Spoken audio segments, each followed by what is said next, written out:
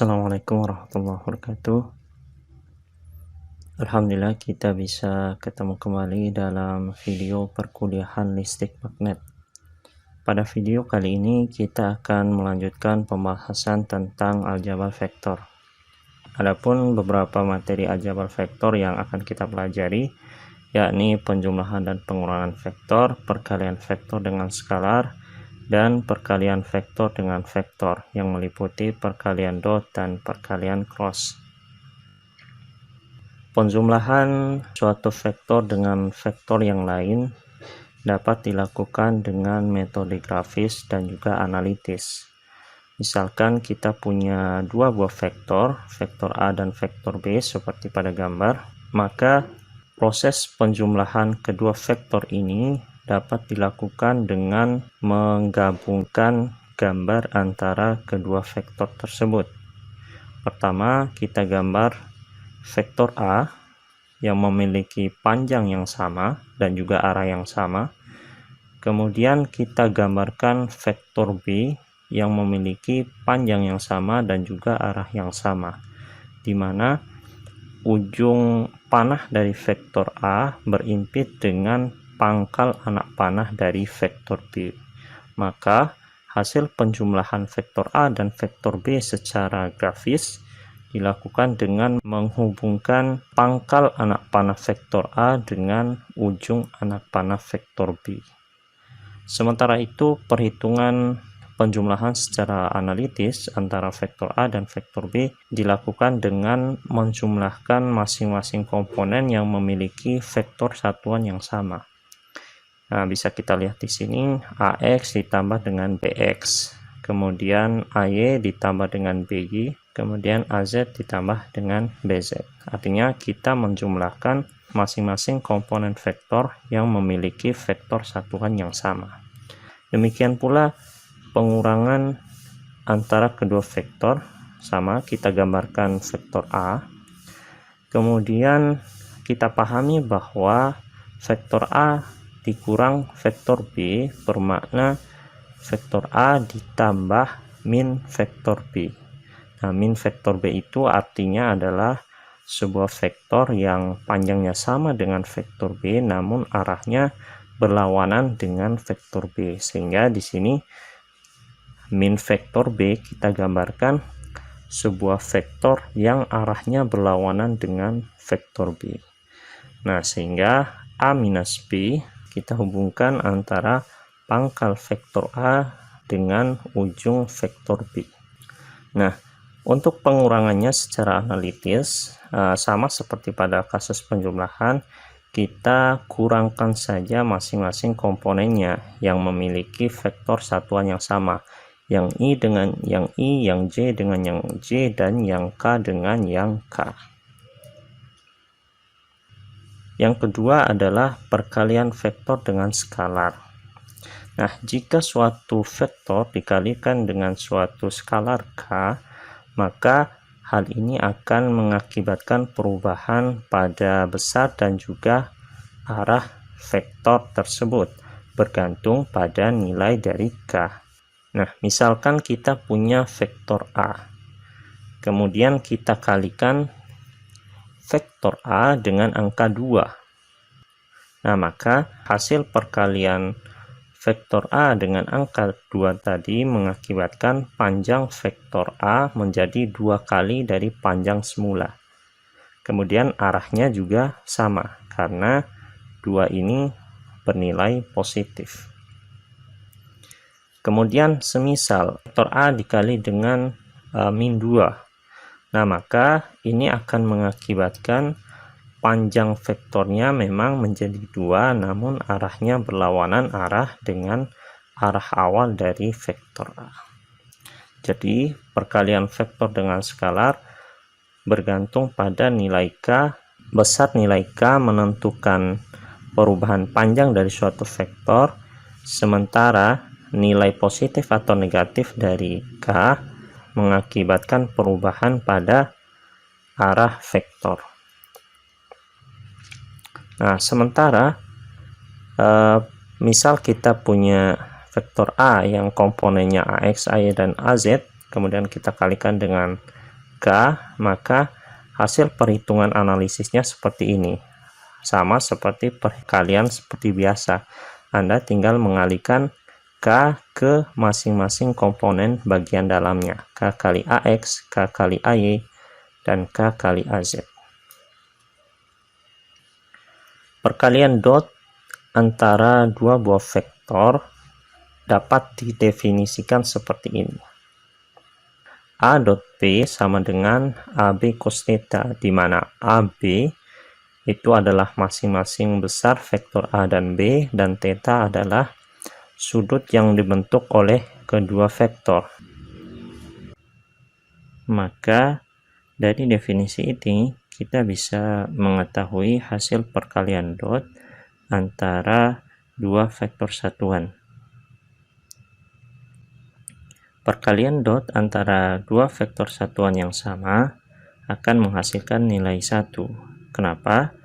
Kita lihat dari definisi ini bahwa perkalian dot bergantung pada sudut theta. Ketika dua vektor yang sama, maka sudut theta adalah 0 derajat karena kedua vektor sejajar. Nah, sehingga cos 0 derajat 1. Nah, kemudian A kali B adalah 1 karena ini adalah vektor satuan, yakni vektor yang nilainya 1. Kemudian pada perkalian antara dua vektor yang berlawanan jenis, hasilnya adalah 0. Kenapa? Karena sudut yang dibentuk oleh dua vektor satuan yang berbeda adalah 90 derajat. Cos 90 derajat adalah 0, sehingga hasil perkaliannya adalah 0.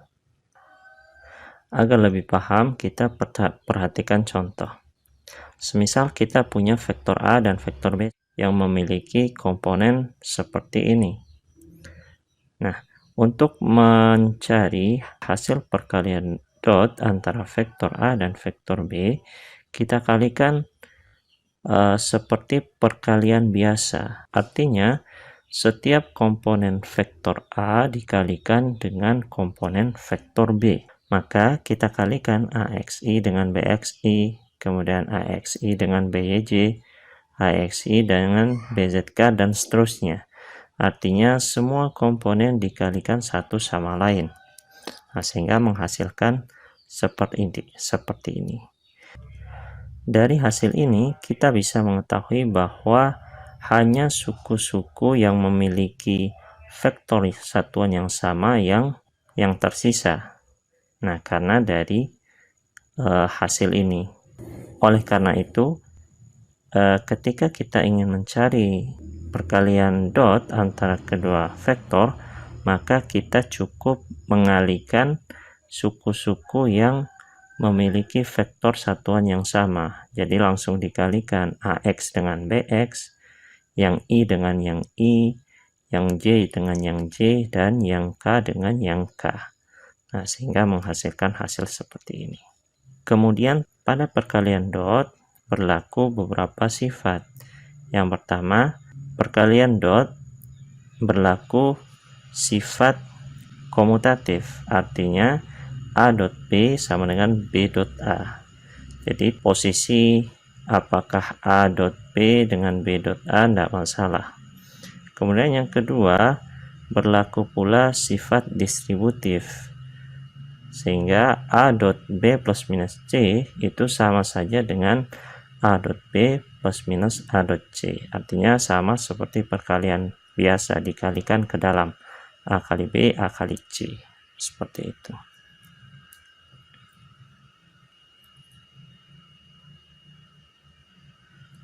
Sementara itu, perkalian cross dapat didefinisikan seperti ini. A cross B sama dengan AB sin theta N, di mana N merupakan vektor satuan yang arahnya dapat ditentukan dengan kaidah tangan kanan. Dari definisi ini, kita bisa tahu bahwa hasil perkalian cross adalah vektor, berbeda dengan hasil perkalian dot sebelumnya. Hasil perkalian dot adalah skalar. Bagaimana cara kita menentukan arah N? dengan menggunakan kaidah tangan kanan, kita perhatikan gambar berikut. Yang pertama, kita ingin mencari A cross B. Misalkan kita punya vektor A dan vektor B dengan arah seperti pada gambar, di mana vektor A dan vektor B dibentuk oleh sudut theta. Nah, maka caranya pertama, Anda gambar sudut apit antara kedua vektor dengan anak panah yang arahnya sesuai dengan urutan vektor perkalian cross. Maksudnya gimana? Nah, kita ingin mencari A cross B. Berarti Anda gambar anak panah dari A ke B. Jadi digambar anak panah dari A ke B. Nah, kemudian langkah yang kedua adalah Anda kepal tangan Anda. Nah, kemudian sesuaikan arah keempat jari Anda dengan arah anak panah yang sudah Anda buat. Nah, kita perhatikan arah panah ke sana. Kemudian berarti Anda sesuaikan arah keempat jari sesuai dengan arah anak panah. Nah, sehingga posisi tangan Anda seperti ini. Nah, maka arah vektor satuan N ini ditunjukkan oleh arah jempol kita.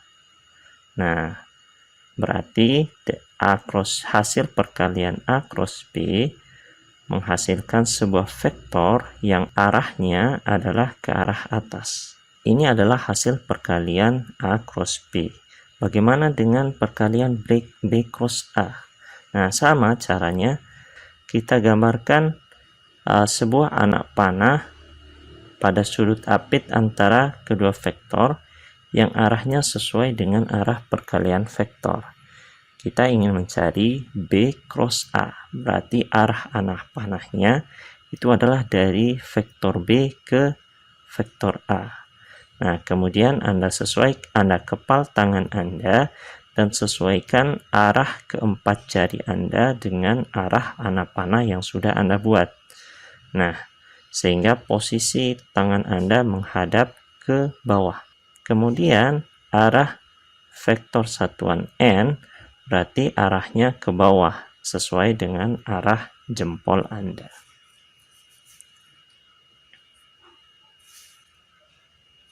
Nah, dari definisi perkalian cross, Anda bisa mencari hasil perkalian cross antara dua vektor satuan. Nah, dari definisi ini kita bisa melihat bahwa vektor cross bergantung pada sin theta. Dari definisi ini, maka hasil perkalian cross antara dua vektor yang sejenis adalah 0. Karena sudut yang dibentuk oleh dua vektor sejenis adalah 0. Sin 0 adalah 0. Sehingga hasil perkalian crossnya adalah 0. Nah, kemudian dengan menggunakan kaidah tangan kanan, kita bisa mencari hasil perkalian cross antara dua vektor satuan yang berlawanan jenis. Nah, I cross J hasilnya K, J cross K hasilnya I, dan seterusnya. Kenapa kok bisa seperti ini? Cara gampangnya adalah Anda hafalkan urutan vektor satuannya. Jadi I, J, K, I, J, K, I, J, K, dan seterusnya. Nah, ketika I kali J, ketika I cross J, maka hasilnya adalah vektor satuan berikutnya, K, artinya K. Kemudian J kali K, berarti selanjutnya adalah I. Kemudian K kali I, maka hasilnya adalah J. Seperti itu urutannya. Jadi IJK, IJK, IJK, dan seterusnya. Nah, ketika posisinya dibalik, maka tinggal dimasukkan min. Artinya, kalau I kali J itu K, maka kalau dibalik J kali I adalah min K. Demikian pula hasil perkalian cross yang lainnya. Kemudian semisal kita punya vektor A dan vektor B seperti ini. Nah, bagaimana hasil perkalian crossnya? Nah, seperti perkalian dot, awalnya kita kalikan masing-masing komponen vektor A dan vektor B, sama seperti pada perkalian biasa. Jadi setiap suku-sukunya dikalikan satu sama lain. Nah, hasilnya adalah seperti ini. Namun cara ini cukup panjang dan sangat susah. Nah, cara yang lebih mudah adalah dengan menggunakan metode determinan. Bagaimana caranya sehingga kita bisa mendapatkan hasil seperti ini dengan menggunakan metode determinan? Pertama, kita buat matriks 3x3 di mana baris pertama berisi I, J, K. Kemudian baris kedua berisi komponen-komponen dari vektor A, AX, AY, dan AZ. Kemudian baris ketiga kita isi dengan komponen vektor B, BX, BY, dan BZ. Kemudian kita cari determinan dari matriks 3x3 ini.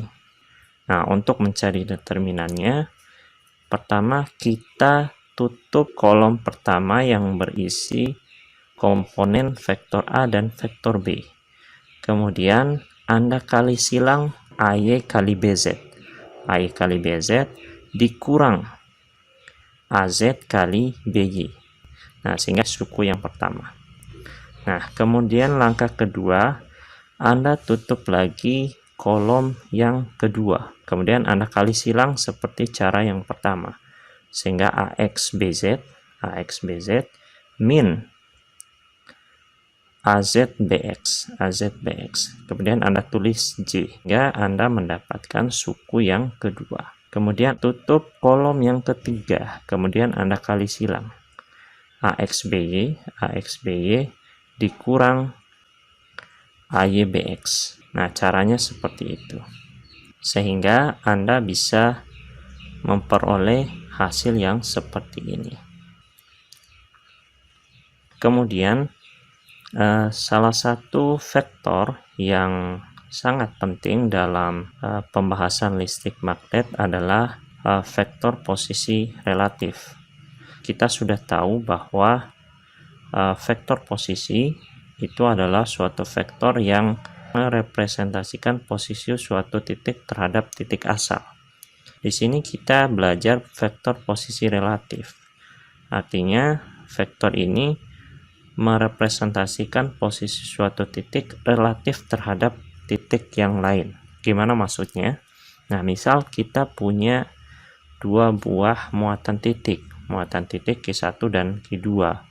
Muatan titik ini memiliki vektor posisi R1 dan R2 sebagaimana digambar. R1-nya memiliki komponen seperti ini, kemudian R2-nya punya komponen seperti ini. Kemudian yang dimaksud vektor posisi relatif adalah vektor posisi dari suatu titik terhadap titik lain. Artinya bisa jadi vektor posisi Q2 relatif terhadap Q1 ataupun vektor posisi relatif Q1 relatif terhadap Q2. Nah, maka kita akan mencoba mencari satu-satu. Pertama, kita cari vektor posisi muatan Q2 relatif terhadap Q1. Pertama, kita perhatikan bahasanya. Ketika dikatakan vektor posisi muatan Q2 relatif terhadap Q1, maka kita menggambar anak panahnya dari muatan Q1 ke muatan Q2. Nah, jadi kita gambarkan anak panah dari muatan Q1 ke muatan Q2. Jadi ujung anak panahnya adalah muatan Q2.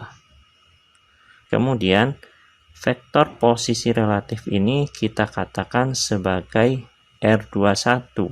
Maknanya adalah vektor posisi muatan Q2 relatif terhadap muatan Q1.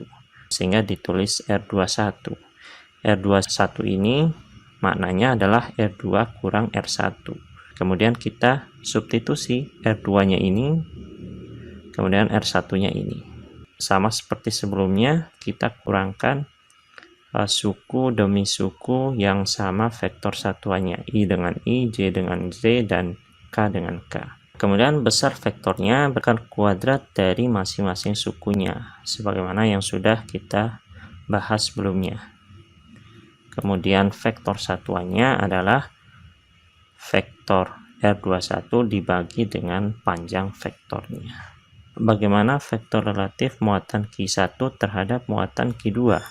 Caranya sama, kita gambar anak panah dari muatan Q2 menuju muatan Q1. Kemudian kita namai vektornya sebagai R12. R12 ini maknanya adalah R1 min R2. Kemudian besar dan vektor satuannya sama seperti rumus sebelumnya, kita kuadratkan suku-sukunya, kemudian vektor satuannya, vektor tersebut dibagi dengan panjang vektornya. Demikianlah video perkuliahan listrik magnet kali ini. Nantikan video-video berikutnya. Assalamualaikum warahmatullahi wabarakatuh.